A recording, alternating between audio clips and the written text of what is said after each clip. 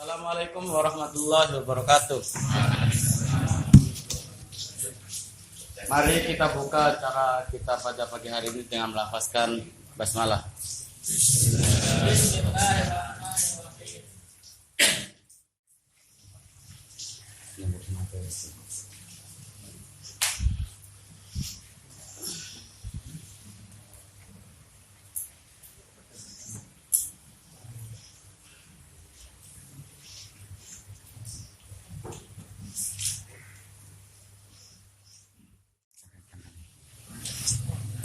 Kemudian mari kita dengarkan tausiah atau penjelasan dari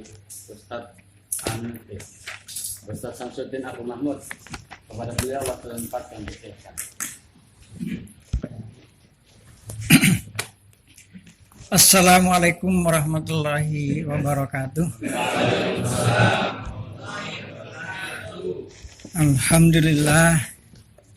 Alhamdulillahilladzi arsala rasulahu bil huda wa dinil haq liyudhhirahu 'alad dini kullihi walau karihal musyrikun. Wa kafa billahi syahida wallazi akramana bi khilafatil muslimina ala minhajin nubuwah wassalatu wassalamu ala rasulillahi wa ala alihi wa ashabihi wa mawala wala haula wala quwata illa billah. Amma ba'd. Amir wilayah yang saya hormati, yang saya taati, sahabat-sahabat sekalian yang insya Allah dimuliakan oleh Allah, bersyukur kita kehadirat Allah Subhanahu wa Ta'ala. Sampai pagi ini kita masih berada dalam kategori orang-orang terpilih di antara sekian miliar, 1 miliar lebih yang mengaku orang-orang yang tunduk patuh, namun yang dipilih itu belum mencapai 1 juta, belum mencapai 100.000 yang dipilih oleh Allah untuk senantiasa berada istiqomah, dan mudah-mudahan kita istiqomah sampai akhir hayat kita. Sahabat sekalian yang dimuliakan oleh Allah, satu materi sudah berlalu, yaitu materi tentang motivasi, ya, yang telah disampaikan oleh pemateri pertama, Al-Ustadz Dr. Andes Haji Aminuddin, yaitu motivasi kehidupan berjamaah dan beramal jama'i. Pada hari ini atau Tazibul Khos wilayah yang ke-11 kali ini, itu ada 4 materi, ya, ada 4 pemateri. Materi pertama tadi sudah disampaikan oleh Ustaz Aminuddin.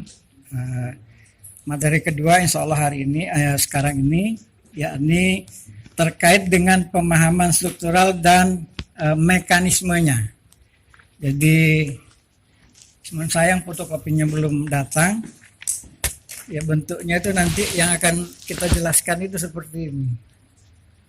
Ya, pernah nemukan gambar begini di luar? Belum ya? Tapi saya yakin begitu dijelaskan antum langsung paham karena antum sudah melaksanakannya. Terus kemudian sebagai mukaddimah, jadi saya akan bagi waktu saya 90 menit ini yang mudah-mudahan bisa nututi tersampaikan semua. Jadi ada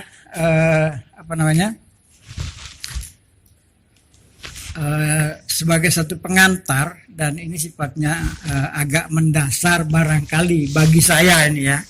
Tapi bagi sahabat-sahabat mungkin yang sudah levelnya sudah komprehensif, mungkin sudah dianggap enggak dasar lagi, jadi sudah ketinggalan. Tapi bagi saya tetap perlu karena ini mencakup seluruh, dan ini bagian daripada pengkaderan kita. Sahabat sekalian yang dimuliakan oleh Allah, kita sering dengar istilah kepemimpinan. Kita juga sering dengar istilah pemimpin. Satu lagi yang sering dan sehari-hari juga kita dengar, pimpinan. Jadi ada 3 kata. Satu, kepemimpinan. agak gemetar ini, kurang tidur tadi malam ribet.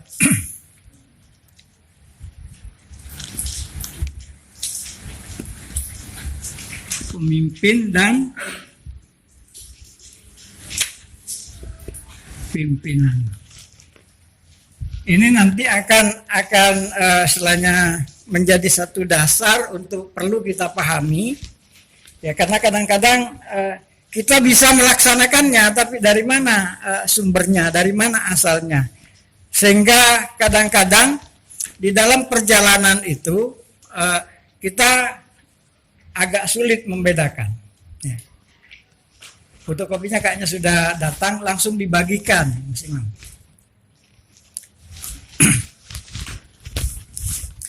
Jadi baik, sebelum fotokopi sampai di tangan antum semua, perlu saya sampaikan, saya bacakan aja ya, bahwa kata pertama yaitu kepemimpinan itu adalah sudah kata bentukan ya, kata bentukan.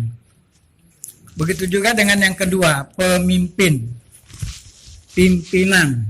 Jadi kita mulai dari kepemimpinan. Jadi kalau kita mau sadari secara detail, kemudian kita hubungkan dengan praktek sehari-hari di depan kita, oleh kita maupun oleh orang lain, dari segi kepemimpinan ini, kita akan menemukan bahwa kepemimpinan itu adalah sesuatu yang paling bersifat pribadi di dunia ini.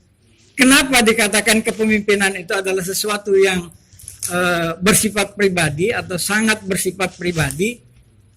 Ya, alasannya karena itulah diri Anda. Ya. Maka nggak akan sama satu sama lain itu. Jadi ketika seseorang mendapat giliran, yang tentunya kalau kita yakin itu adalah kita ini orang-orang beriman, ketika terpilih itu adalah bagian daripada takdir Allah, qada dan qadar Allah pada seseorang itu. Jadi tidak ada di sini istilahnya karena siapa, kan enggak. Sudah begitu, sudah memang bagian daripada qada dan qadarnya Allah. Kita berjalan ini sudah ada di koridor itu. Jadi ketika tiba-tiba Allah menghendaki, umat kayaknya butuh pemimpin yang begini, Allah kasih kesempatan yang bersangkutan itu untuk memimpinnya. Nah, kenapa ini harus dibahas? Karena yang namanya manusia itu banyak lalai daripada tidaknya. Maka dalam hal ini mungkin kita bisa jadikan sebagai alat kontrol. Ya. Baik, sahabat sekalian yang dimuliakan oleh Allah, sudah di tangan semua ya. Itu kalau tidak salah ada 7 lembar. Ada 2 lembar dalam bentuk gambar, ada 5 lembar dalam bentuk tulisan. Dan tulisan itu barangkali tidak perlu saya jelaskan panjang lebar. Jadi selain kepemimpinan, di situ ada ciri khas pemimpin ya. Jadi tinggal dibaca nanti. Terkait dengan kepemimpinan, pemimpin dan pimpinan itu tidak bisa lepas daripada istilah hierarki. Apa hierarki itu? Ya, kalau istilahnya hierarki ini karena bukan bahasa kita, tepatnya adalah bahasa Irian barangkali ya. Jadi hierarki ini adalah bahasa luar, tapi memang dipakai untuk ketika menjelaskan masalah hierarki. Hierarki itu adalah erat kaitannya dengan struktural itu nanti. Seperti segitiga itu kan, yang ini, itu kan akan itulah yang pada akhirnya disebut dengan struktural. Ya. Tadi sudah dikasih mukadimahnya melalui motivasi tadi disampaikan bahwa antara pribadi dan jamaah ya. Ya, supaya jamaah ini bisa berjalan, maka harus terjadi peleburan antara pribadi itu sendiri dengan jamaah ya. Yang cuman kadang-kadang kita suka lalai, yang namanya manusia kembali lagi lalai, termasuk saya dalam hal ini. Meskipun saya kadang-kadang merinding, bulu kuduk saya itu suka merinding kalau dipanggil guru. Ya. Kenapa? Karena guru itu tidak gampang.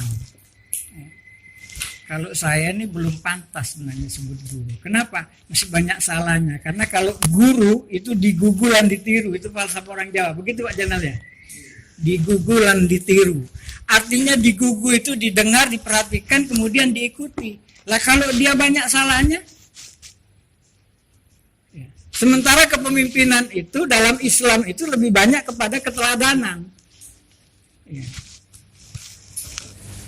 Ya, sahabat sekalian ya, maka dalam hal ini hierarki ini adalah tentang batasan-batasan kewenangan, batasan-batasan tentang pelaksanaan agar tidak overdosis kita nantinya.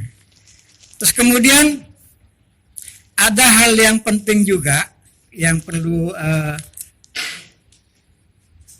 dipahami, bahwa kadang-kadang kita tidak bisa membedakan antara pemimpin dan manajer. Suka kita tidak bisa bedakan, terutama yang bekerja itu kan. Apa bedanya antara pemimpin dan manajer? Di situ juga insya Allah di halaman ketiga itu sudah ini kan. Jadi kalau pemimpin atau kepemimpinan itu menyangkut semangat yang merupakan ramuan antar kepribadian sebenarnya, bukan antara kepribadian itu, antar kepribadian. Ya istilahnya, ya biasa salah ketik ya, bukan mesin ketiknya yang salah, tapi tangannya. Dan pelaksanaannya itu merupakan sebagai visi, itu merupakan seni. Maka sering kita dengar itu kepemimpinan itu adalah sebuah seni. Ya karena seni ya tidak pernah bisa sama antara A dan B itu, tidak pernah bisa.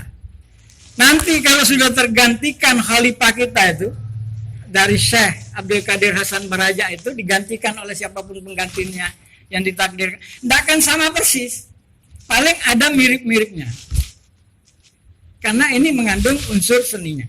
Kemudian manajemen, apa manajemen itu? Terkait dengan manajemen ini, atau yang pelakunya itu adalah seorang manajer atau manajer, menyangkut tentang pikiran yang lebih mengutamakan kalkulasi akurat.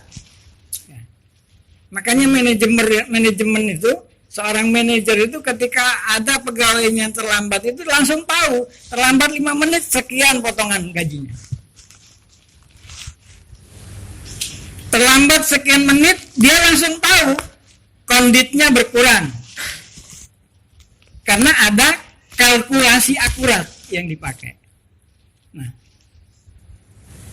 kalau kepemimpinan yang kita sandarkan kepada Rasulullah itu lebih menonjol kepada keteladanan. Keteladanan ini dari segi ini alhamdulillah judulnya pas kali ini, disiplin struktural akan mempercepat datangnya rahmat Allah ya. Mempercepat. Disiplin ini tidak tidak mesti semuanya harus berdasarkan perintah, karena tadi itu mengandung seni itu kan. Ya. Kalau berdasarkan perintah, Allah sudah ingatkan kepada kita di surat 3 tadi nggak dibahas sama Pak Amin, itu surat 3 ayat 159 itu lintalahum itu kan. Jadi kata Allah di awal ayat itu, jika kamu keras terhadap mereka, maka mereka akan lari. Itu seni kepemimpinan. Maka sering saya katakan, memimpin itu tarik ulur. Seperti layang-layang itu loh. Kalau anginnya kurang kan kendor, perlu ditarik supaya kenceng.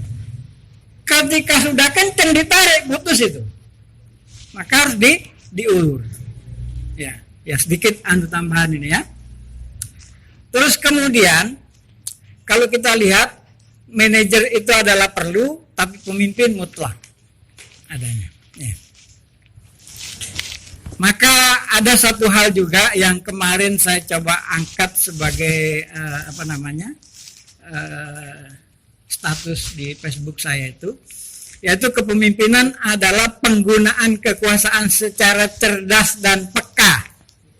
Ya.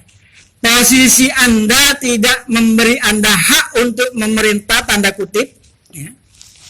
Posisi itu hanya mengenakan pada diri Anda kewajiban untuk meneladankan sikap yang sesuai dengannya, sehingga orang lain bisa menerima perintah Anda tanpa merasa direndahkan. Nah, berarti kaitannya apa kira-kira dengan kalimat ini?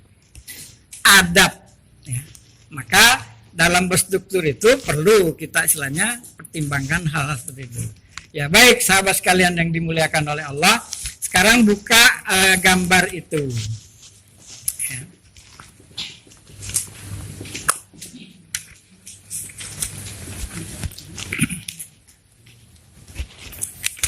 Buka gambar itu, sudah ada tak sama sekali tulisannya.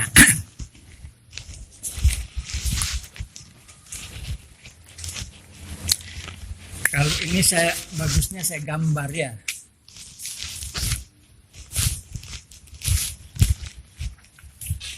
Satu setengah jam sudah terambil 23 menit.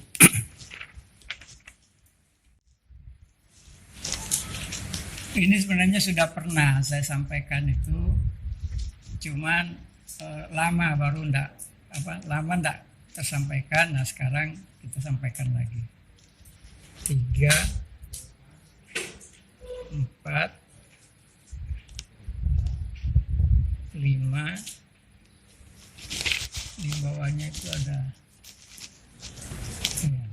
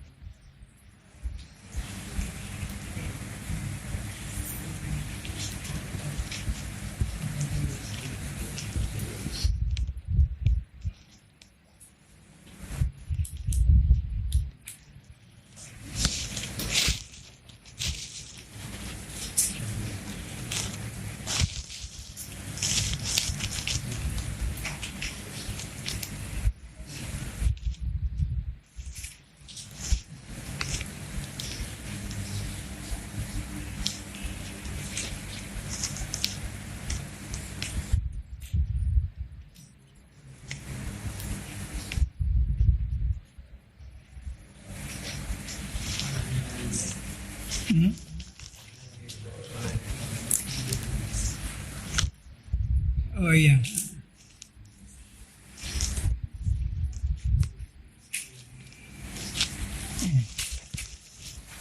Baik, sahabat sekalian yang dimuliakan oleh Allah. Ya. Ini sebenarnya kalau dikasih tulisan itu ada tulisan begini.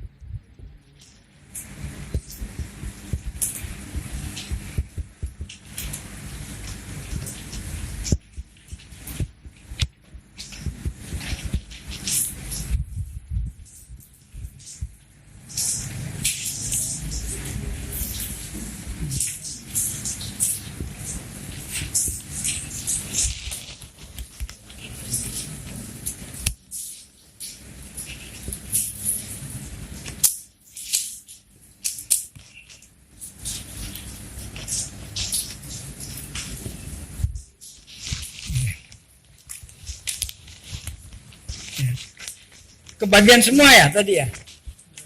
Alhamdulillah. Jadi mohon maaf terlambat kita fotokopinya karena waktu ngetik itu laptopnya setua orangnya. Sempat ngadat minta diinstal ulang. Jadi mohon maaf. Jadi makna, biasanya dalam struktur itu ada begini, kemudian ada keterangannya.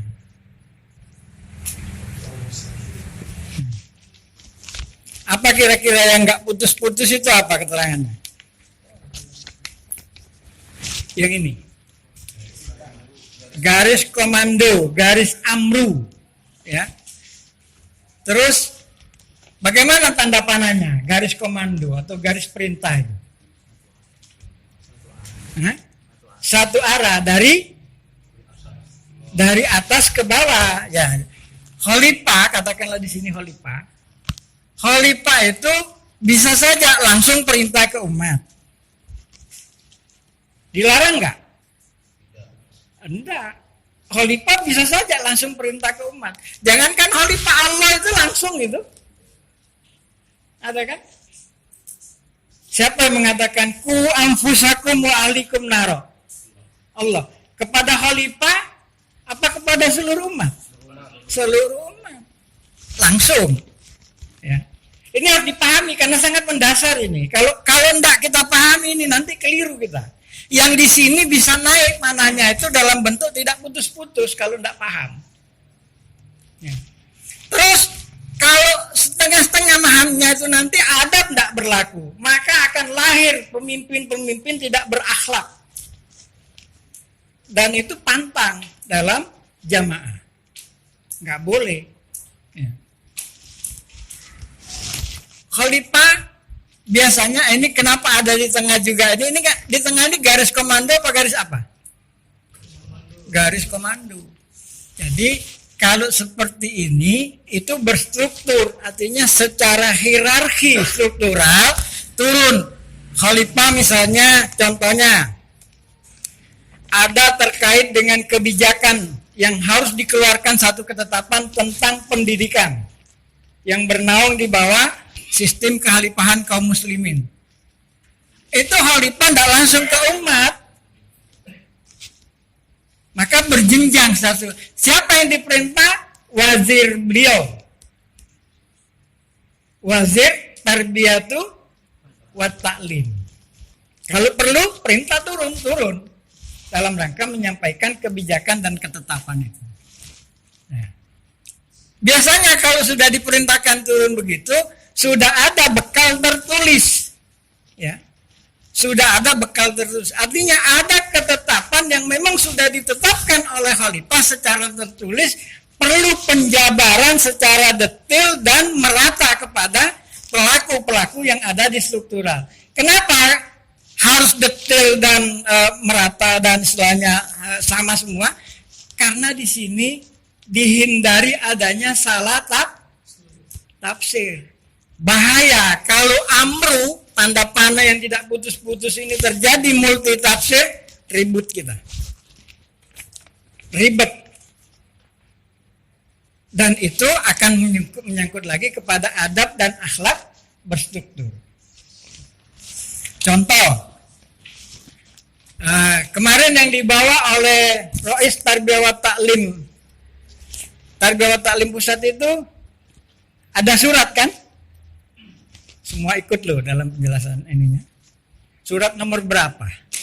Nggak usah saya tanya detailnya, nomornya saja.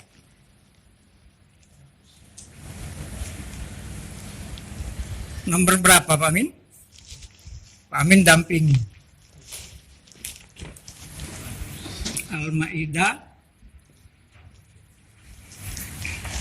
Ini loh nomornya. Apa nomor ini berdiri sendiri? Enggak, ini nomor yang diterbitkan pada saat terjadi musyawarah di pusat. Alhamdulillah Allah takdirkan saya lagi ada di pusat, keluar nomor ini.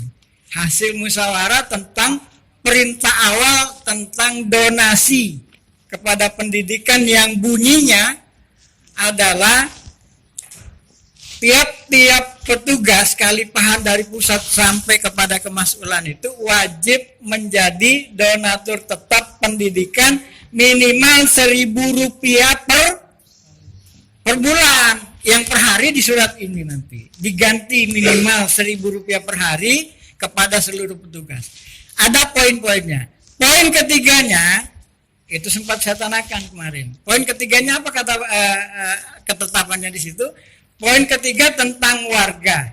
Kepada warga Khilafatul Muslimin diharapkan ikut ambil bagian. Diharapkan. Ya. Sama dengan kalau dihimbau. Nah, supaya nggak salah paham, kemarin saya tanyakan. Mohon maaf, saya menyimak apa yang dijelaskan oleh Ustadz tadi, nomor surat 543 tadi itu, poin ketiga saya bilang, tentang himbauan atau harapan ulil amri kepada umat, yaitu minimal Rp1.000 per hari itu dihimbau juga atau diharapkan juga kepada para warga. Yang wajib yang mana? Petugas, mulai dari staf pemasulan sampai ke pusat. Wajib minimal Rp1.000 per hari, berarti 1 bulan 30, dan kita belum 100% petugas itu melaksanakannya. Ya. Apa yang saya tanyakan, Ustadz, saya minta fotokopinya nanti. Oh iya, katanya. Saya sebenarnya sudah punya, sudah ada di rumah. Akhirnya saya foto lewat HP itu, saya print ya. Saya print itu akhirnya kan hitam ini. Tapi yang saya punya memang kopian aslinya, tetap putih. Kenapa saya tanyakan? Menghindari multitafsir di kalangan kita. Kalau 3 orang yang mendengarkan satu penjelasan tidak pegang suratnya, itu ada 3 tafsir juga yang lahir. Ya. Kalau 10 orang tafsir yang lahir, itu yang disebut dengan multitafsir. Maka saya tanyakan, Ustadz, apa itu? Habis. Ada pulpen lain? Jadi apa namanya? Saya tanyakan untuk menghindari itu. Pertanyaan saya, Ustadz, setelah kami terima penjelasannya begini, kita ini kan bersemangat karena melihat PPU itu begitu banyak kebutuhannya. Karena semangatnya, bisa dibenarkan nggak? Kalau saya merubah surat itu kepada warga, saya wajibkan juga. Apa jawaban Pak Musabirin? Masih ada yang hadir kayaknya ya malam-malam itu. Nggak boleh, karena ini surat ini keluar dari khalifah. Jadi kalau ada perubahan tentang isi surat ini, itu harus keluar lagi surat untuk memansuh surat yang lama. Dan khalifah selalu begitu. Biro jodoh ditawar sama Amir Daulah Jawa itu supaya diterbitkan surat. Kata khalifah, untuk apa? Kenapa khalifah tidak mau menerbitkan? Karena tentang kebijakan biro jodoh yang sudah tertuang dalam bentuk tertulis itu sudah lengkap sampai mekanisme kerjanya, antar kemasulan satu umul qura, antar kemasulan beda umul qura, beda wilayah, beda daulah, sampai begitu sudah diatur. Meskipun keluarnya belum ada daulah waktu itu.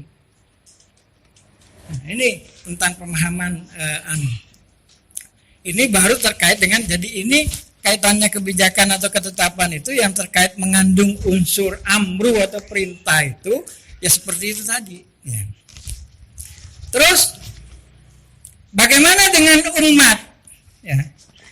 Yang garisnya ini adalah garis putus-putus dan panahnya bolak-balik. Iya. Kalau di sini tadi adalah garis komando, garis amru aja biar enggak terlalu kayak gimana gitu. Terus kemudian ini garis konfirmasi dan komunikasi dan koordinasi kalau nggak salah ya. Komunikasi dan koordinasi.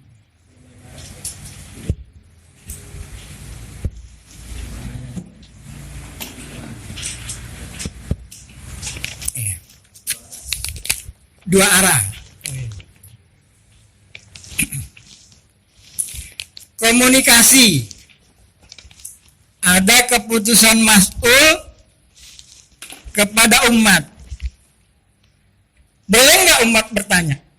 Mempertanyakan keputusan itu? Boleh nggak? Kok ragu-ragu? Boleh.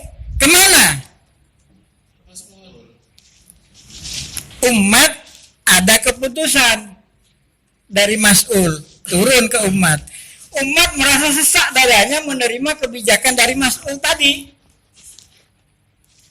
Naiklah dia ke Ummul Qura. Atau ada masalah lain, naik ke Ummul Qura. Satu jenjang di atas mas'ul. Belum bisa selesai naik kepada tingkat wilayah. Belum bisa clear naik ke tingkat daulah. Belum bisa clear sampai ke khalifah dan pasti selesai. Dan kita dididik oleh Allah itu dalam bidang ini itu berulang kali dikasih kasus untuk kita selesaikan. Bingung kita. Ya. Akhirnya berjenjang naik yang melalui tadi ini komunikasi dan koordinasi.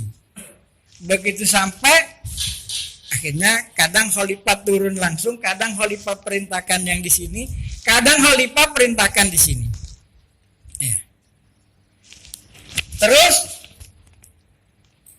kalau ada perintah yang berjenjang, ya, berjenjang dari sini, dari pusat, contohnya Idul Fitri atau sholat Id, tepatnya Idul Fitri, 1 Syawal. Khalifah tetapkan 1 Syawal berdasarkan penanggalan atau almanak yang sudah kita miliki itu, dan insya Allah selama ini tidak pernah meleset. Sudah ditetapkan 1 Syawal hari Senin, berarti sholat Idnya hari Senin. Turun perintah secara berjenjang ya ke bawah, biasanya melalui katibnya kepada daulah. Kalau belum ada daulah langsung ke wilayah waktu itu, terus ke Ummul Qura kemasulan umumkan kepada seluruh warganya. Ada warga cengkal, kata orang Masa Lembu itu. Nggak tahu itu bahasa formal Madura nggak itu, cengkal itu. Madura asli itu ya, soalnya saya sering dengarnya di Masa Lembu. Mulakar cengkal katanya. Dan itu sudah menjadi bahasa Jawa kayaknya ya. Kalau di Sulawesi Utara sering kita dengar itu orang Jawa, cengkal orang igurin. Ya. Ada umat di sini itu nanya kepada khalifah langsung melalui telepon. Garis ini yang dipakai kan? Khalifah, boleh nggak saya berlebaran hari Selasa?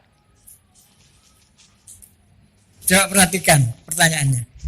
Khalifah, boleh nggak saya berlebaran hari Selasa? Artinya dia sudah tahu amru itu sholat idnya hari Senin. Ya. Dia bertanya, yang dipertanyakan bukan sholat id. Boleh nggak berlebaran? Lebaran itu kan berhari raya. Hari raya itu tidak 1 hari aja loh pada umumnya, apalagi di Indonesia. Sampai ada rioyo kupat segala macam kan, lebaran ketupat itu kan. Maka apa jawaban khalifah? Oh ya, kalau soal lebaran tidak bisa kita batas-batasi katanya. Ya boleh-boleh saja katanya. Iya. Maka oleh yang bersangkutan dia sholat idnya 2 Syawal. Ditegurlah sama sahabat-sahabat yang lain, sama amirnya. Antum gimana? Perintah dari khalifah itu 1 Syawal sholat id. Antum kok salatnya hari Selasa? Saya dapat izin dari khalifah. Nah, ini kan karena masalah ini. Ini nanti kita clearkan di Surabaya, dan kejadiannya di Surabaya ini. Terus begitu ini khalifah istilahnya khilaf. Beliau perintah secara berjenjang struktural, tapi ketika ada pertanyaan seharusnya khalifah menjawabnya bagaimana? Antum ini bisa jadi khalifah loh, yang muda-muda ini. Beda dengan yang sudah ompong ini, sudah jauh. Ya harus punya cita-cita setinggi langit kan. Nah, apa mestinya jawabannya? Dia harus tahu antum. Kalau ada kasus seperti ini, bagaimana mestinya jawaban khalifah? Karena dari awal itu sudah berjenjang perintahnya ini. Tanya mas'ulnya, ini baru mas'ul yang benar. Bukan berarti yang lain gak benar. Jawabannya benar maksudnya. Saya juga mas'ul masalahnya, Pak. Jadi ketika istilahnya khalifah jawab begitu, dimanfaatkan yang sampai bersangkutan itu dapat lisensi saya. Dapat dispensasi card. Ya, kartu dispensasi dari khalifah katanya. Khusus dia bisa sholat id hari kedua. Nah, kita ndak tengkar ndak selesai kan? Kita punya ulil amri. Ya istilah Pak Amin itu ulil amri itu kan wasit. Nah, kita jelas permainannya di lapangannya sudah jelas, maka tunggu wasit aslinya. Nah, di bulan Syawal itu juga khalifah punya jadwal mesti ke timur waktu itu kan. Mesti mampir Surabaya, datang malam, sholat subuh, selesai sholat subuh langsung tausiah subuh, selesai sholat subuh kita minum kopi, saya tanya tentang kasus ini. Ada nggak khalifah warga khilafah ini yang minta izin sholat idnya hari kedua? Nggak ada kayaknya. Ingat, nggak ada kata, dipastikan sama beliau nggak ada. Mohon maaf khalifah. Saya rubah pertanyaannya. Kalau yang bertanya, khalifah, boleh nggak saya berlebaran hari Selasa? Sebentar. Gimana kata beliau? Langsung nyambung, connect ke memori beliau kan. Ada nggak warga yang bertanya, boleh nggak saya berlebaran hari Selasa? Oh ada itu kata beliau. Tempatnya di agak terpencil katanya. Sebuah pulau khalifah. Iya katanya. Orangnya hadir tapi tidak saya tunjuk. Ya kan kasihan dia kan, dibully habis. Jadi yang tahu yang bersangkutan saya, khalifah waktu itu belum saya kasih tahu. Nanti waktu ngantar beliau ke bandara itu baru sebenarnya waktu pertanyaan kemarin itu yang bersangkutan sengaja kita hadirkan khalifah supaya paham. Oh, yang mana? Ya kan nggak enak, bagus kata beliau. Artinya ada akhlak dalam berstruktur. Jadi kita jaga akhlak, kita beradab dalam menyampaikan meskipun itu benar adanya. Enggak langsung kita tonjok. Ya. Terus, oh ya ada kata khalifah. Akhirnya saya ngomong, mohon maaf khalifah, tanpa mengurangi rasa takzim saya kepada khalifah dan rasa hormat, rasa taat saya kepada khalifah sama sekali tidak berkurang sedikit pun. Cuman menurut pandangan saya ada kekeliruan dalam hal ini khalifah. Ya di mana itu kata khalifah? Yang perintahnya berjenjang secara struktural, secara hierarki struktural dia itu lewat ini perintahnya ini. Sampai ke umat. Umat nanya lewat telepon. Khalifah pakai jalur ini juga perintahnya ke ini. Astagfirullah, langsung istighfar beliaunya. Inilah enaknya kita berjamaah. Enggak lama-lama salah itu kita bawa, kata beliau. Itu kaliber khalifah. Ya beda dengan kalau kaliber Samsudin, kadang-kadang kalau diingatkan itu merah mukanya Samsudin ini. Iya maksudnya. Itu tadi seperti mukadimah saya, kalau memang saya ini kan memang belum ya, karena panggilan kewajiban, tanggung jawab, tidak ada rotan, akar pun jadi aja sudah. Ya alhamdulillah kita berjalan sampai sekarang ini. Nah, sahabat sekalian yang dimuliakan oleh Allah, di dalam berkepemimpinan, ya, sebagai pemimpin maupun sebagai makmum, kita diikat oleh akhlak. Setinggi apapun ilmu seseorang, kalau akhlaknya rendah, nggak ada artinya. Karena Islam ini akidah, ibadah, dan akhlak. Inti ajaran Islam di sana. Sehebat apapun dia keberanian, jihadnya segala macam, tapi kalau dia akhlaknya lemah, maka struktural itu akan melemah. Kenapa? Allah sudah ingatkan di surat 3 ayat 159, mereka akan kabur, mereka akan lari. Ya. Maka kepemimpinan itu adalah sebuah seni. Seni itu tadi istilahnya, maka kepekaan lah yang harus ini. Tadi kan saya sampaikan yang saya expose di Facebook itu sebagai status saya, bahwa di situ cerdas dan peka, ya, untuk melihat situasi dan kondisi yang ada. Nah ini, antum ini adalah bagian daripada kepemimpinan itu. Terus tadi belum disampaikan apa itu istilahnya pemimpin, karena di sini kan inilah gambaran daripada kepemimpinan itu. Iya. Sepakat kalau ini saya katakan ini adalah kepemimpinan. Jadi kalau kepemimpinan Khilafatul Muslimin itu ini, kalau pemimpin di mana pemimpinnya? Nah, kalau dipisahkan segitiganya itu pemimpin itu di sini. Pemimpin tertinggi Khilafatul Muslimin alias khalifah. Ini kan. Pemimpin tertinggi wilayah Surabaya, Amir Wilayah Ustadz Khairi Hidayat. Pemimpin tertinggi Kemas'ulan Surabaya Barat, Mas'ul Ummah, namanya Mas'ul Ummah, penanggung jawab umat. Begini juga gambarnya sama kan? Namanya Samsuddin. Di Kembang Sore Ustadz Syafi'i. Kan begitu nih. Nah, terus kenapa saya gambarkan secara posisi begini?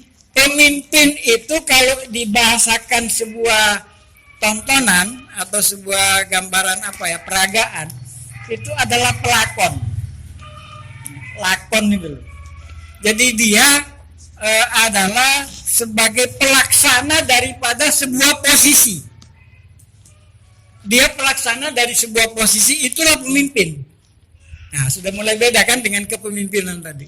Kalau kepemimpinan ini saling terkait, ya, merupakan ramuan antar kepribadian. Dari kepribadian yang suka marah, kepribadian yang diapakan saja diam aja, sampai diajak dikeroyok banyak orang, yang ngeroyok malah yang bingung, kepalanya dibentur-benturkan. Ada itu karakter-karakter kepribadian yang ada dalam kepemimpinan. Nggak sama semua. Kalau sama semua 3 hari selesai, bubar. Kenapa? Kalau sama semua, tiap-tiap kita ini bawa ego. Iya kan? Wah, apa ini Pak Sam ini kalau memimpin kayak gininya? Nah, akhirnya nggak jalan kepemimpinan itu kan? Akhirnya kalau kepemimpinan tidak jalan, itu disebabkan oleh pemimpinnya yang tidak diakui. Nah, begitu ininya. Jadi pemimpin ini menduduki satu posisi atas suatu pengakuan. Maka ada pemilihan. Kita ini dididik oleh khalifah itu. Nanti pada saatnya nanti sudah tegak sistem kekhalifahan, nggak dipilih lagi sama umat. Kenapa? Sam'an wa ta'atannya itu sudah di atas 70%. Bahkan mungkin sudah 80% ke atas. Maka tinggal tunjuk untuk wilayah Surabaya, ini Mas Hudan ini berapa juz hafal? Antum ini. Setelah itu dites kayak Rasulullah ngetes siapa? Siapa yang dites Rasulullah itu? Kalau ada perkara antar manusia, dengan apa kamu mengadilinya? Mu'adz bin Jabal. Ketika ditanya begitu dengan kitabullah. Kalau tidak ada dalam kitabullah, kata Rasulullah, dengan sunnah Rasulnya. Kalau juga tidak ada, maka aku akan berijtihad sekuat akal pikiranku yang tetap aku sandarkan kepada Allah dan Rasulnya untuk menetapkannya. Diusap dadanya, dibenarkan oleh Rasulullah. Kenapa ditanya oleh Rasulullah seperti itu? Supaya dia tidak menjadi amir wilayah di Mesir kan saat itu ya Pak Min. Ditugaskannya itu di Yaman ya. Ingat saya kayaknya Mesir berarti bukan Amr bin As. Amr bin As tadi kayaknya itu yang ditugas ke Mesir itu, yang sempat diusap dadanya oleh Rasulullah itu. Itu kenapa ditanya begitu? Supaya tidak terjadi kesewenang-wenangan di dalam rangka memimpin.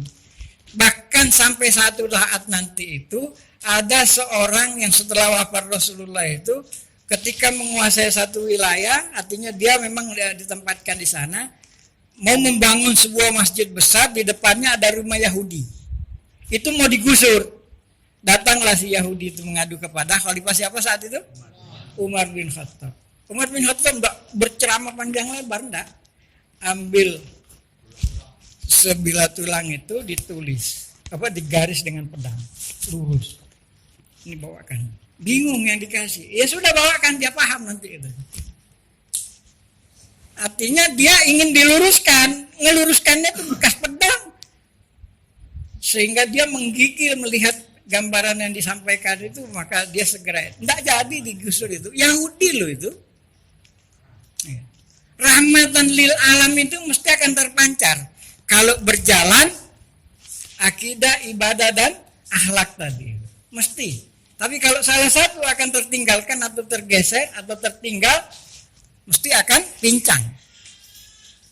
Rahmatan lil alamin mesti enggak. Akhirnya banyak nanti akan warga itu mengatakan, boro-boro rahmatan lil alamin, rahmat ke kita aja enggak. Kita ini kan manusia. Ya. Kembali lagi kepada, tadi sudah sampai kepada pemimpin. Ya. Pimpinan, ya.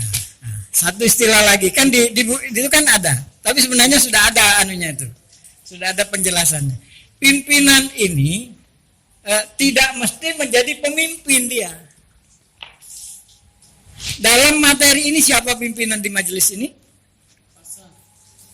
Saya pemateri, Ustadz Hudan. Ini pimpinannya, pimpinan majelis namanya.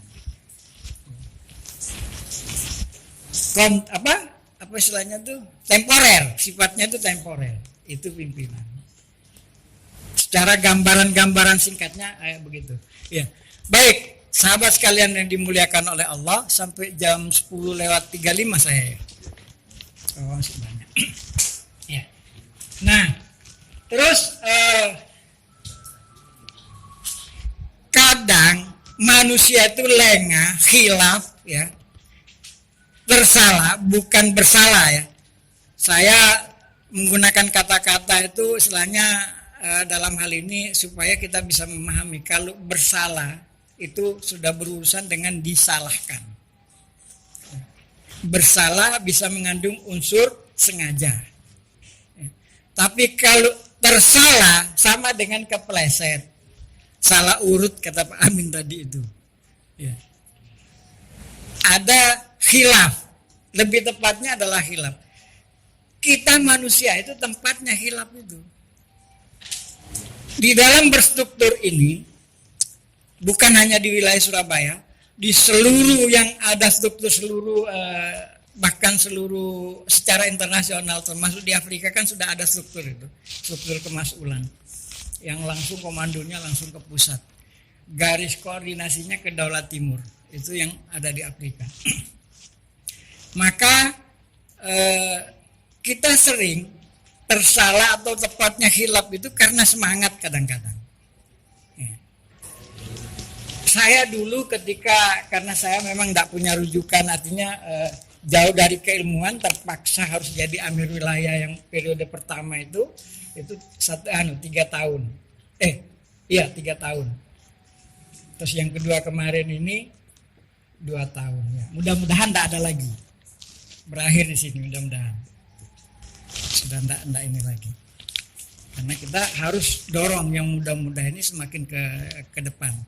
Nah, maka ketika saya ini karena kita tidak ada konsep kan? Yang ada itu cerita, sejarah, perjalanan sistem kekhalifahan itu hanya sejarah. Bagaimana struktur? Saya tahu struktur kekhalifahan di zamannya Khulafaur Rasyidin yang dipimpin Khalifah Abu Bakar itu setelah jadi staf daulah di Humas. Setelah jadi staf daulah di bidang Humas, Daulah Timur itu, baru saya dapat referensi. Mirip ternyata dengan kita. Dan tidak mirip dengan apa yang ada di Syria sana. Maka saya katakan Syria itu daulah sebenarnya. Bukan khilafah. Bukan khalifah pemimpinnya. Amir daulah. Maka mereka senantiasa mengatakan daulah khilafah, daulah khilafah. Ya kan? Jadi sejajar dengan ini. Sejajar dengan ini yang mereka sana. Saya pernah nyimpan ininya, filenya itu, bentuk strukturalnya itu. Saya bandingkan loh, ini kan sampai ke sini ke bawah. Yang membedakan di kita Apa yang tidak ada? Amirul jihadnya di kita belum ada karena kita belum masuk sampai ke sana. Kita baru sampai kepada bil jamaah wasam'i wat ta'ati. Baru sampai ke ini. 3 poin ini untuk kita praktekkan. Apa yang kita dengar kita praktekkan. Mastata'tum. Maka ketika orang-orang membaiat Abu Bakar As-Siddiq itu di Sahifah Bani Sa'adah itu, ketika selesai aku ubayuka ala sam'i wa ta'ati, kata Umar itu kepada beliau, apa jawaban Abu Bakar As-Siddiq itu? Mastata'tum. Sebatas kemampuan antum. Maka dalam hal ini salah satu kecerdasan seorang pemimpin itu, seorang mas'ul, seorang amirul qura itu ya harus lihat-lihat dulu, jangan-jangan gara-gara perintahnya melahirkan kemaksiatan. Jadi kita harus ini. Maka itulah tadi dijelaskan oleh murabi pertama, ada sarana prasarana musyawarah di tulisan itu juga ada terkait dengan. Insya Allah nyambung, saya tidak janjian kok sama Pak Amin. Ya. Jadi sahabat sekalian yang dimuliakan oleh Allah, disiplin yang dimaksud dalam hal ini, disiplin struktural akan mempercepat datangnya rahmat Allah itu tidak hanya disiplin mati. Ya, kalau disiplin mati seperti togut itu disiplin mati, tapi banyak juga yang kucing-kucingan. Kenapa? Enggak ada motivasi. Motivasinya yang minus jadi plus kalau di togut itu. Di luar sistem kepemimpinan Islam enggak ada rahmat. Yang ada adalah azab. Kalau kita ada 2 motivasinya. Satu motivasi dalam bentuk ancaman, mau ambil yang negatif, itu jelas jalurnya itu tidak belok-belok langsung ke neraka. Maka peringatan sifatnya. Terus kemudian yang positif itu senantiasa berita-berita gembira. Itu motivasi. Terus kemudian di dalam disiplin struktural ini kita bisa melihat khalifah. Ya. Khalifah ini senantiasa memberikan contoh karena memang sistem kepemimpinan yang diberikan oleh Rasulullah itu adalah seperti yang saya katakan bahwa di antara teori-teori kepemimpinan yang pernah kita dengar di Indonesia ini, yang paling mendekati cara dan atau tata cara Rasulullah tata cara kepemimpinan Rasulullah itu adalah Ki Hajar Dewantara dengan 3 falsafah kepemimpinannya itu.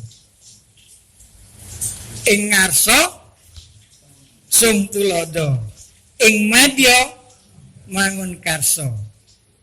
Tut uri handayani. Kita suka-sukanya bukan tut uri handayani. Kita suka salah arti. Tidak dijelaskan secara lisan tapi dipraktekkan. Tak tuturi dulu malah ngandan, yes bingung aku. Ya. Maka dalam hal ini seperti tadi ini saya katakan, kita yang ada di sini itu bukan berarti tidak bisa dikoreksi. Bukan tidak bisa dikoreksi. Bagaimana cara mengkoreksinya? Dengan adab struktural atau dengan akhlak. Bagaimana? Ya kita datang untuk meluruskan seorang pimpinan itu.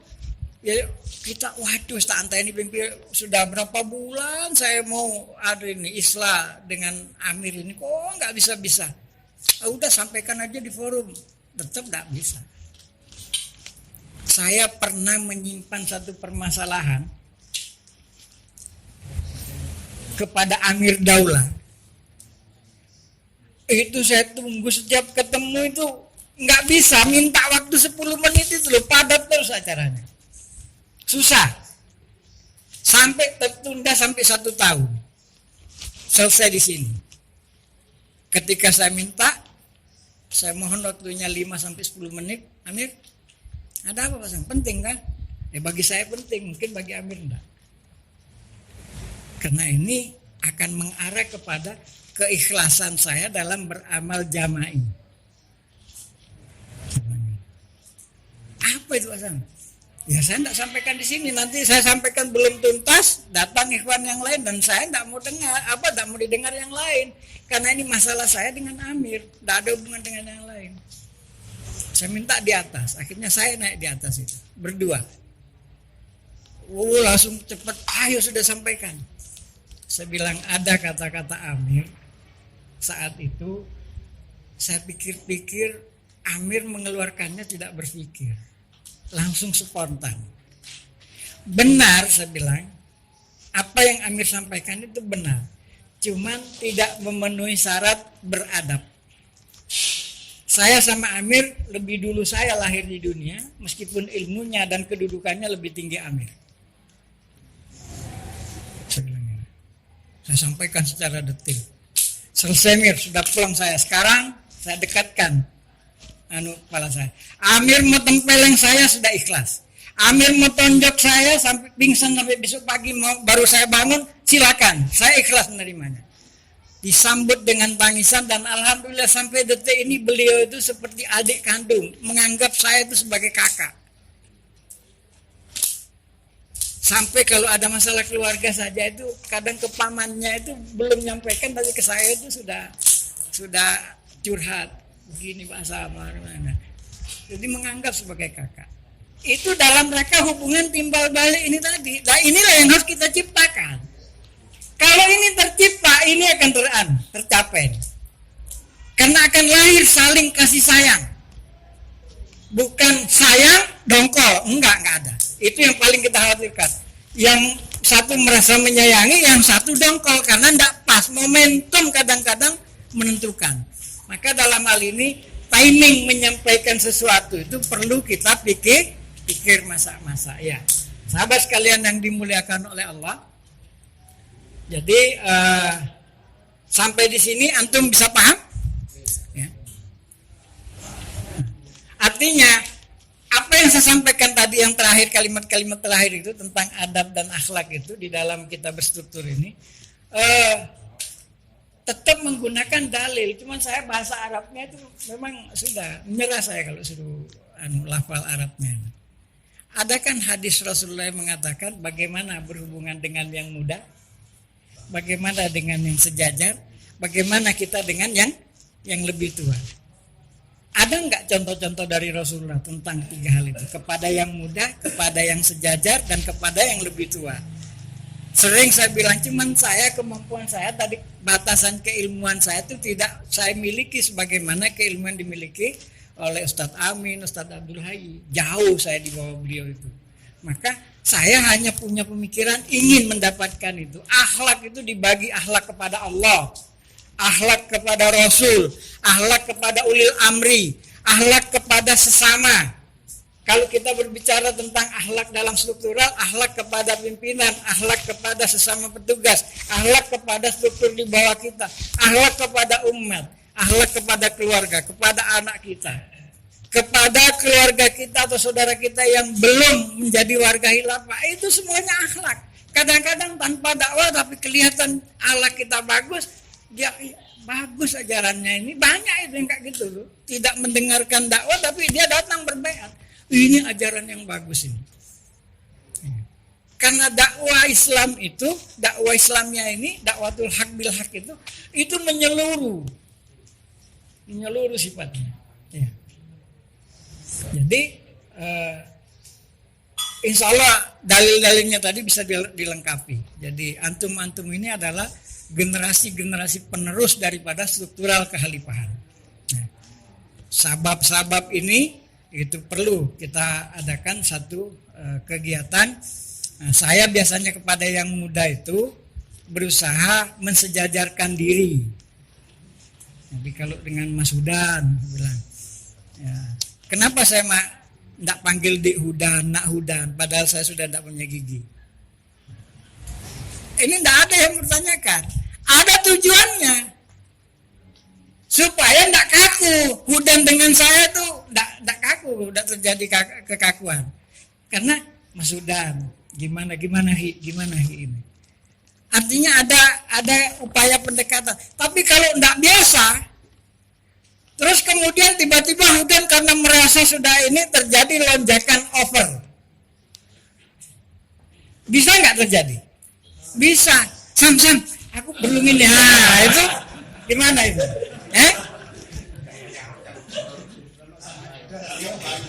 Gimana? Iya lah, itu kan jadi contoh ini memang luar biasa, harus kita kuat semua. Saya berpikir sudah waktunya, saya harus undur diri. Tut Wuri Handayani. Ya. Kalau berbicara tentang kebanggaan, tanya itu hampir-hampir wilayah yang lain itu. Ketika nelpon saya, sekarang jadi Mas, Pak Sam. Alhamdulillah, saya bangga sekali sekarang. Kader terbaik dan kader termuda di Surabaya ini sudah berhasil naik, menduduki posisi tertinggi di wilayah Surabaya. Alhamdulillah. Cuman dalam hal ini artinya jangan kebanggaan yang kebablasan. Pak Hori saya bilang, antum harus siap menerima kritik saya. Mau marah mau enggak tak kasih tahu antum. Tanya sama beliau. Sudah saya sampaikan. Jadi Khalifah itu saya sampaikan, Amir Daula yang gegemannya itu 2 kali genggaman saya aja, saya siap ditonjok kalau tidak terima. Ya, termasuk Pak Khairi, kalau istilahnya, Amir, saya sudah sampaikan itu Amir. Pak Sam ini memang tidur sampai pagi ya, paling beliau juga yang kepotokan. Iya kan? Dalam hal ini istilahnya, kita sampaikan ini dalam bentuk kasih sayang untuk betul-betul kaderisasi yang saya lakukan sebagai awalu, sebagai yang tua. Di antara kita yang di struktur ini saya yang paling tua kan. Pak Hayi berapa Pak Hayi? Saya kalau berdasarkan tahun Hijriah itu sudah mau 65. Kalau tahun Masehi 63 lewat, masuk 64. Masih muda orang saya sama Mas Hudan masih CS-an. Cuman ada enak nggak enaknya, mesti ada itu. Apa saja Allah ciptakan berpasang-pasangan. Saya mensejajarkan diri dengan Mas Hudan. Enaknya di mana? Enak di saya awet muda. Beliaunya cepet tua, nggak enak. Nanti temannya bilang, itu kumpulannya tua-tua terus ibu. Ini kan nggak enak di beliaunya kan. Ya maka kita juga membatasi diri lah. Konsekuensi seorang ajudan. Iya, begitu. Kira-kira kebayang ya, artinya bisa ditangkap ya. Jadi kita memang karakter itu berbeda-beda, tapi kita sudah ditata dan dipaksa oleh Allah itu harus berada dalam satu aturan yang sama. Mau tersinggung nggak tersinggung, kenapa Rasulullah itu jauh hari 1500 tahun yang lalu kita jadi bibit pun belum, Rasulullah baru sudah menyatakan taati pemimpinmu dalam hal yang kamu sukai maupun yang tidak kamu sukai. Kadang-kadang benar, cuman gara-gara cara menyampaikannya itu, dan ketika terjadi seperti itu kadang-kadang spontanitas juga orang itu. Sesudahnya istighfar. Saya sudah sampaikan kepada Khalifah. Saya ini sebenarnya tak pikir-pikir, Khalifah sering melanggar ketaatan. Gimana itu Pak Sampedan? Saya kasih contoh. Belum mandi, belum apa, baru datang pagi-pagi subuh-subuh itu hari Jumat. Tiba-tiba Khalifah berdiri. Nanti sholat Jumat antum khatib. Saya tidak mengatakan enggak. Ya mungkin ada yang lainnya Khalifah, saya bilang. Ya kalau memang tidak ada, insya Allah saya sami'in wa ata'na. Lu siapa katanya? Waktu itu ada Pak Ma'ruf dari Klaten. Terus saya lihat. Beliau lebih ini mungkin lebih pantas. Oh ya sudah, biar beliau ini. Saya berbalik mau mandi, sampai ke kamar mandi itu sampai nyiram badan itu kepikir kayaknya salah tadi. Keluar dari kamar mandi, istighfar karena beralasan kan. Enggak sekali, suatu saat nanti kena lagi. Waduh, gimana? Ini harus klarifikasi saya, menghadap saya ke Khalifah. Jauhkah wastaghfar? Ada ayatnya enggak? Jawab apa? An-Nisa 64. Ya. Jauhkan wastaghfar supaya saya dimohonkan ampun. Kalau beliau insya Allah mengampuni, memaafkan saya. Tapi bagaimana Allah memaafkan saya kalau beliau bukan lewat beliau? Saya mohon kepada beliau. Dan siap dikifarat khalifah kalau memang harus dikifarat sami'na wa ata'na. Kalau di khalifah ini kita tidak bisa tunda-tunda. Kalau ketunda itu tidak tahu jadwal kita ke sana kan. Susah baru menyampaikan kedatangan 3 orang lagi. Aduh gimana ya. Begitu selesaikan dulu yang 3 selesai. Baru sudahi. Iya. Pak Sam belum selesai adunya urusannya belum. Kata khalifah ya sudah sampaikan ya. Biar ada dia kan, ada mereka itu. Sampaikan aja. Oh iya maksiat itu Pak Sam kata beliau. Ya makanya khalifah saya datang dalam rangka ja'uka fastakbar, siap menerima kifarat. Hendaklah kita belum berlakukan kifarat-kifarat seperti itu. Antum istighfar insya Allah cukup diampuni. Dan mudah-mudahan Allah jaga dan bimbing antum tidak mengulangi. Alhamdulillah tidak terjadi lagi di belakang. Itu doa pimpinan itu luar biasa. Doa Amir Daulah juga begitu. Ya. Dan kalau istilahnya kita dalam rangka mengingatkan itu ya boleh kita saling adu urat leher itu boleh keluar urat leher sebesar arin. Artinya beda kan? Mungkin ada yang keluar sebesar garis ini aja nggak kelihatan, ada yang lebih besar. Ada kalau macam saya ini kadang-kadang itu bisa saking nggak pernah dilihat sebesar ini urat leher saya kalau sudah ngotot itu. Yang dengar yang lain yang nggak paham ngeyel Pak Sam ini. Kalau bahasa Maduranya apa tadi itu cengkal. Cengkal orang ini. Tapi dalam rangka meluruskan sesuatu kadang-kadang diperlukan. Tanya itu Amir Daulah itu. Amir Daulah Timur maupun Amir Daulah Jawa. Yang belum pernah itu Amir Daulah Sumatera, tapi beliau kader Surabaya juga. Ya enggak bangga bagaimana Surabaya ini. Ada sudah yang sampai ke Amir Daulah, sudah ada pengganti Amir Wilayah, Masya Allah, luar biasa. Nah, sahabat sekalian, bahkan sekarang ada yang staf Daulah. Akhi Muhammad kakaknya Mas Sudan kan di pusat. Ya, ini bagian daripada tanggung jawab yang harus saya sampaikan. Meskipun istilahnya sepertinya kalau kita baca itu begitu kita baca langsung kita paham. Artinya sepele sekali. Cuman menurut saya ini adalah sesuatu yang urgent dan mendasar. Karena kita tidak tahu para Ummul Qura dengan stafnya dan staf wilayah 2 tahun ke depan mungkin saja akan berhadapan dengan kemungkinan menerima qada dan qadarnya Allah. Ya. Dan kita tidak boleh kampanye, udah gantiin Pak Khair itu, maksiat itu kalau kayak gitu. Yang harus ada di dalam hati kita itu bagaimana kita dukung beliau, kalau ada khilaf, ayo kita benahi bersama. Mau dia nempel dengan nempel urusan nanti dah. Ini kepentingan bersama masalahnya. Kepemimpinan, bukan masalah pimpinan saja, tapi kepemimpinan terlibat semua kita. Ada enggak yang silanya sampai hati membiarkan saudaranya meluncur deras masuk neraka? Kan tak mungkin kan kita. Kita saling menyayangi. Maka dari itu tadi ya. Terus masih ada waktu. Tadi saya pisah, ini yang terjadi kan. Kenapa segitiga? Jadi dari teori kepemimpinan apapun ketika dijelaskan mesti menggunakan lambang segitiga.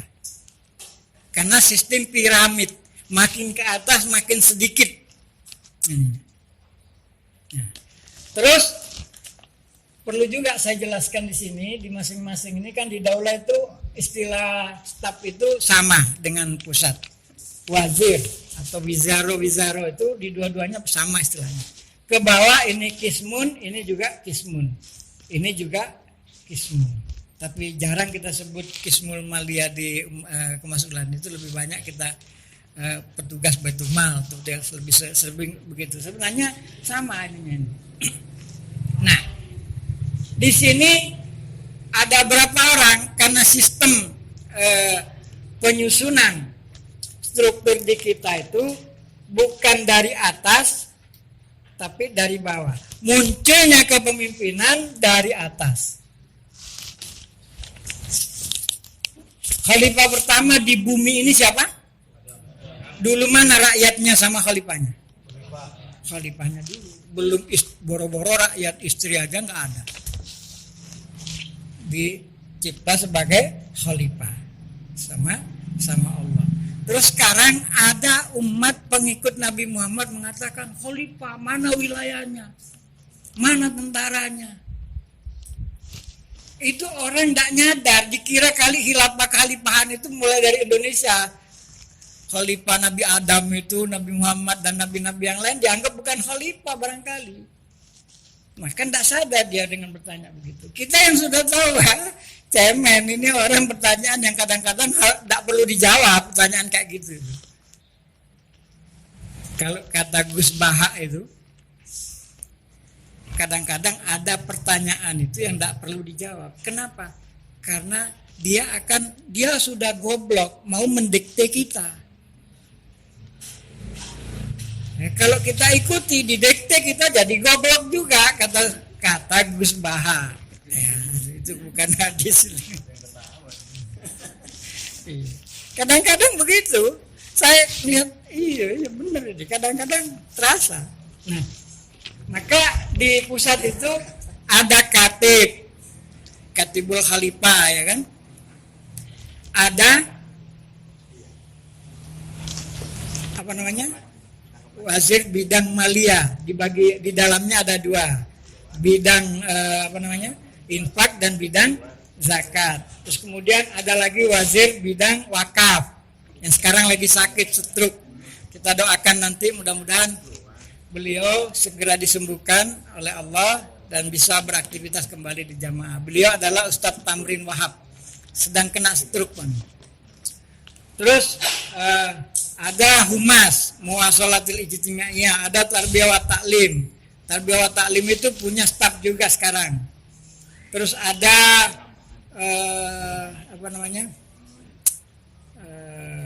penyiaran dan Nasro, ada Nasro di sana, Ustaz Abdul Aziz. Terus ada Amni wa Difa, ada banyak saya tidak hafal ini. Jadi, terus kemudian turun ke Daulah. Daulah ini paling tidak ada 10. Daulah dengan wilayah hampir sama. Nah, nanti Ummul Qura memang surat yang ditetapkan oleh Khalifah itu ini ada struktural wajib. Di sini 4 orang, di sini berapa? 6. Di sini 9. 9 dengan amir apa 10 dengan amir? 9 dengan amir. Kalau Daulah berarti tidak pernah dibaca anunya, buku pedoman dasar pelaksanaan struktural. Ada semua di sana itu. Ya. Dibaca lupa. Alasan paling enak. Iya. Ya, baik, sahabat sekalian yang dimuliakan oleh Allah. Nah, di masing-masing segitiga ini kalau kita mau lihat apa isinya yang segitiga itu, antum buka lembar berikutnya itu yang seperti ini. Ini karena tidak cukup saya gambarkan seperti ini. Ada amirnya, ada katibnya, tergantung ini. Tapi bentuk struktural di masing-masing struktur amir ini adalah staf-stafnya. Ya. Ummul Qura ini gambaran Ummul Qura, ya kan ada 5. Ya, tapi sebenarnya bisa dikembangkan. Kalau tidak cukup bisa taruh di bawahnya. Tapi garisnya bisa langsung ke bawahnya sini. Ya. Saya pernah menemukan, tidak usah kita cerita siapa yang bikin dan ada di mana, menemukan struktural yang digambar tidak seperti itu. Jadi pertama begini, terus kemudian begini, terus ini kan begini, terus di bawahnya katakanlah ini Ummul Qura, terus ada kemas'ulan di bawahnya, ini kan 5 ya. katakan ini Ummul Qura. Terus di bawahnya ini kemas'ulan.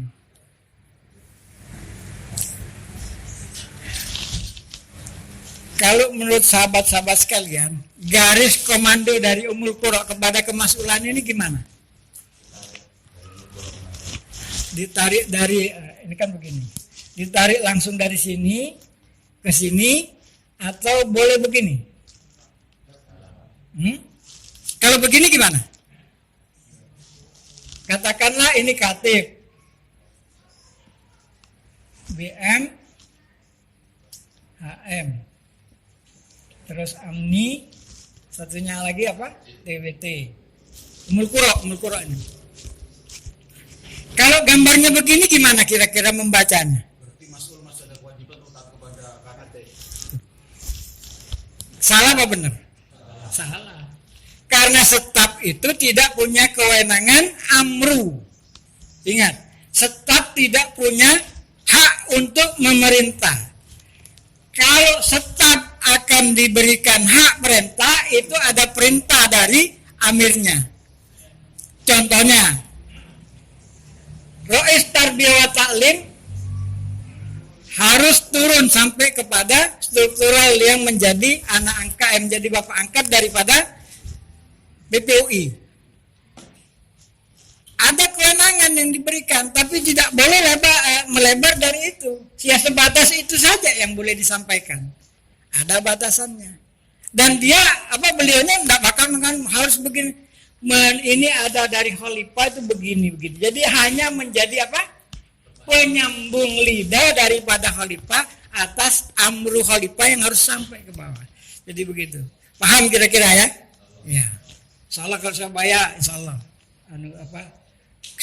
Saya artinya secara diam-diam saya mencoba, alhamdulillah sudah semakin baik ininya. Meskipun tetap harus sempurnakan. Sebenarnya yang kemarin ini masih keteter itu ini. Nah, terus ini berarti salah. Yang benar itu adalah begini kan?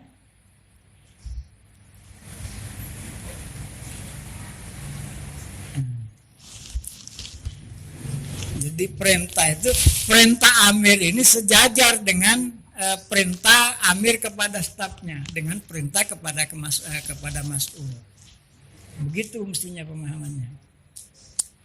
Komunikasi, jangankan ini umat boleh aja langsung ke atas, boleh komunikasi dua arah, nggak ada larangan komunikasi.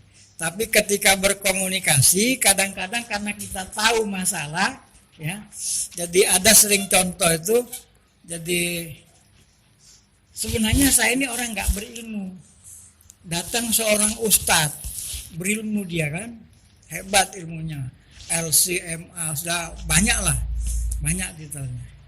Kemudian ditanya, Pak Sam, tahu nggak tentang ibadah bab ini?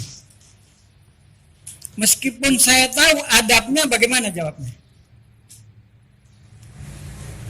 Rasulullah sudah kasih contoh loh. Ada yang ingat contoh yang diberikan Rasulullah? Ketika Rasulullah didatangi malaikat ditanya, tidaklah yang ditanya lebih tahu dari yang bertanya, itu adab. Maka ada kemungkinan kita dapat rezeki ilmu dari orang itu. Tapi kalau itu kita tahunya adanya 10, kita jawab 5, diam sudah dia, orang ini tahu ini. Tinggal kita tidak dikasih lagi. Sering kita lepas rezeki itu, rezeki bentuk ilmu tadi dalam kondisi seperti itu. Jadi ini pokoknya istilahnya kita ingin bongkar tuntas. Ya tentunya secara menyeluruh 100% tidak mungkin, tapi setidak-tidaknya globalnya itu tersampaikan kepada sahabat-sahabat.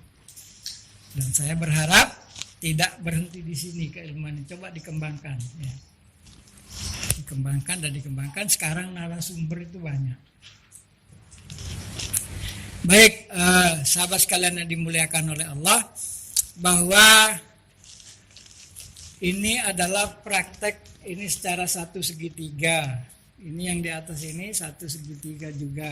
Terus semuanya itu ada 5 segitiga. Dan satu hal, jika ada kebijakan yang dari pusat ataupun dari daulah, kita di bawah jangan berani merubah tanpa ada koordinasi ke yang mengeluarkan ketetapan itu secara tertulis. Kecuali yang mengeluarkan mengatakan, oh iya sudah nanti suratnya menyusul, silakan boleh jalan seperti itu. Tapi kalau enggak, ya seperti Khalifah itu 2 kali sudah, kalau nggak salah itu Amir Daulah kita itu menyampaikan, satu biro jodoh, satunya lagi masalah apa itu? Khalifah, untuk apa dibikin lagi, kan sudah ada suratnya. Artinya Khalifah masih mempertahankan ketetapan yang ada di surat itu. Artinya dianggap oleh Khalifah surat itu masih layak untuk dia. Kenapa bertimbang masih layak? Meskipun turunnya surat itu belum lengkap, selengkap sekarang struktural kita itu, karena pertimbangan jangan sampai menyebabkan banyak orang maksiat karena adanya perubahan kebijaksanaan. Itu pertimbangan beliau. Maka beliau itu sebelum mengeluarkan satu ketetapan, biasanya sosialisasinya itu 1 tahun. Kalau beliau mulai mensosialisasikan dari NTB, nanti muter pas 1 tahun nyampe lagi di NTB, itulah ditetapkan. Suratnya menyusul, ini kita putuskan begini. Begitu ininya. Ya. Ya. Pas waktunya. Kurang 5 menit. Apa pas? 5 menit lagi. Tapi bukan lagu itu ya. Ya silakan, barangkali ada yang ingin ditambahkan kepada Ustadz Abdul Hayy dan Ustadz Aminuddin. Ya silakan. Pertanyaan. Ya, wah, yang mantap ini. pertama ya untuk kewajiban PPUI tadi disinggung. Oh iya. Jadi kalau Khalifah sudah tetapkan jangan wajibkan. Jadi ada bahasa dan nyampe bahwa ini mas'ul ini wajibkan keluarga tak. Jadi contoh konkret Surabaya Barat ini warga ini sudah ada yang selain tugas ya. Iya. Dia infak ke PPUI 30.000. Maka dulu Masjid Surabaya Barat ini memang menghimbau kepada warganya. Ini wajib pada petugas, cuman warga ini dihimbau. Dihimbau ya. Bahasanya tetap ada. Suratnya ada, dihimbau. Maka kita sampaikan ke warga itu dihimbau. Maka yang sudah sampai dia katakan saya sampai 30.000, maka tulis 30.000. Kemudian ada Baitul Mal ini yang tidak bisa ngambil jauh, kita tawarkan. Ini ada kewajiban nih. Kalau petugas wajib, kalau warga dihimbau. Untuk apa? Untuk PPI. Kalau jamiah ini wajib 1 orang 30.000. Oh iya udah Masul. Pokoknya kalau saya infak ditaruh di situ. Maka orang yang melihat dan tidak konfirmasi dipikir Masul ini mewajibkan kepada warga. Maka ini perlu konfirmasi pernyataannya. Jadi ini harus clear karena kalau belakang nanti bahaya. Baik. Kemudian yang kedua, infak pendidikan untuk petugas ini wajib. Ada pertanyaan dari umat dan ini petugas. Saya ini nggak bekerja selama sebulan. Kemudian bagaimana ini menyelesaikan kewajibannya? Ya, itu mungkin. Ya. Alhamdulillah. Kayaknya dua-duanya sudah dijawab sama Rois Tarbiyah Taklim pusat waktu pembinaan seluruh Ummul Qura Surabaya kemarin itu. Jadi yang sudah berjalan dan memang bahasanya atau istilahnya yang disampaikan ke umat itu adalah himbauan, ya. Itu tidak usah dirubah, cuman harus kita agak meratakan lagi, artinya sosialisasikan lagi, begitu Mir. Jadi kita tidak merubah kata himbauan atau harapan, tapi kita tidak menghentikan. Lu si anu itu loh, kan boleh kita mengatakan, oh Mas Hudan itu loh, kerjanya enggak, tapi rutin 30.000 beliau tuh untuk sisihkan khusus ini. Ya mungkin caranya gimana ya, mungkin beliau setiap hari itu ada uang 1.000 ditaruh ya, itu sosialisasi. Artinya mempertajam pemahaman orang tanpa melalui perintah, artinya tanpa kata-kata wajib tadi. Dan itu sempat disampaikan oleh Ustadz Ahmad Sobiri. Kedua, para petugas. Memang para petugas ini ya kembali lagi kepada ada pertanyaan kemarin tuh kepada Ustadz Ahmad Sobiri, bagaimana? Ya namanya mustatotum itu kan tidak bisa dipaksa, kata beliau. Ya, tapi kan berulang-ulang disampaikan. Oh iya, masa yang ini istilahnya setiap bulan ini boleh, mungkin kita tahu berapa sih antum dapatnya sebulan rezekinya, ya kan begitu. Ada juga yang metodenya itu enggak ditanya begitu, tapi diberi contoh, ya. Diberi contoh, misalnya dia itu enggak jelas apa kerjanya, tapi impaknya itu kadang lebih tinggi daripada yang jelas kerjanya. Jadi itu metode-metode itu yang kita kembangkan, dan itu kembali lagi kepada bagaimana kita ini peka dan cerdas untuk mensikapi dan mempraktekkan cara-cara berstruktur. Jangan sampai istilahnya karena kalau kita kurang tepat dalam menyampaikannya, satu contoh tadi itu harapan, himbauan, terus kita wajibkan, maka jadi umat itu kan tidak semuanya seperti kita, tidak semuanya juga umat itu seperti saya contohkan tadi, dikeroyok, yang dikeroyok tenang aja, senyum-senyum, yang ngeroyok berapa orang itu sampai kepalanya dibentur-benturkan. Ya apaan tuh ini cara berpikirnya, katanya. Saya kok tidak bisa mikir. Artinya menunjukkan bahwa dia itu sudah di luar kemampuannya menghadapi satu orang, padahal dikeroyok tadi. Ada, tapi tidak semua seperti itu. Ya. Ada juga begitu dengar nggak enak langsung mutung wis. Langsung sampaikan oleh Pak Amin tadi, seperti yang sampaikan oleh Pak Amin tadi. Keluar satu jengkal nggak urus. Mau sejengkal, 1 langkah, 10 langkah kalau perlu. Ada orang motok kayak gitu tuh ada. Nah inilah pertimbangannya, maka saya mengatakan yang saya sampaikan kepemimpinan ini adalah seni tarik ulur tadi itu. Supaya nggak putus layang-layang. Kayaknya pas daya. Ya.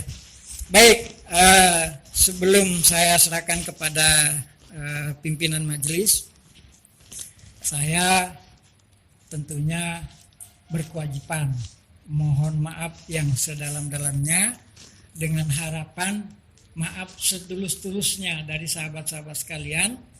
Apa yang saya sampaikan, gaya bicara saya, mungkin saya bicara adab dan akhlak, tapi di satu pihak saya berbicaranya tadi di luar daripada adab dan akhlak. Ya, sekali lagi saya mohon maaf, dan mudah-mudahan sahabat-sahabat sekalian tulus ikhlas memaafkan saya, dan tentunya kita saling berdoa mudah-mudahan kita semakin dipandaikan oleh Allah, istiqomah, semakin rapat barisan kita seperti ayat yang ditartil tadi, surat 61 ayat 1 sampai 5, sehingga dengan demikian setidak-tidaknya dari seluruh petugas, seluruh muwazzaf yang ada di wilayah Surabaya ini ada 20 orang yang sabar, janji Allah akan turun hadiah itu.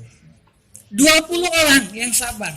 Berapa jumlah petugas sewilayah Surabaya? Lebih dari 60, sepertiga aja sebenarnya kalau Quran itu kan. Ya, maka sebenarnya orang-orang yang tidak sabar kayak Pak Sam ini sudah waktunya undur diri. Ya, mudah-mudahanlah kita ke depan ini semakin diberikan oleh Allah pemimpin-pemimpin yang luar biasa tingkat kesabarannya. Bukan hanya 7 orang mampu bertahan yang meroyok, tapi dikeroyok se-Surabaya, dia akan bertahan dengan senyuman sebagaimana Khalifah selalu senyum tanpa pernah melihatkan raut muka yang enggak nerima atas serangan-serangan orang yang berdialog dengan. Nah, dengan demikian, ya yang kita rindukan ini adalah rahmat Allah. Supaya rahmat Allah segera turun, ayo kita berlatih dan berlatih. Sabar itu berat. Akhlakul karimah itu berat, tapi bukan berarti tidak bisa. Setidak-tidaknya kita berniat untuk mengikuti jejak perjalanan Rasul, para sahabat as-sabiqunal awalun, kita begitu niat sudah dicatat sama Allah. Kita langkahkan meskipun satu jengkal langkah kita, sudah ada poin yang kita kumpulkan. Ya setidaknya. Ada keliru, itu satu aja. Bahkan kalau belum terlaksana, apalagi kelirunya tidak disengaja, Allah memaafkan. Itu yang kita harapkan di dalam kehidupan berstruktur ini. Ya, sekali lagi saya mohon maaf bila bisa bilang. Assalamualaikum warahmatullahi wabarakatuh. Saya kembalikan ke pimpinan majelis. Kita tutup agar kita pada yang lainnya dengan melafazkan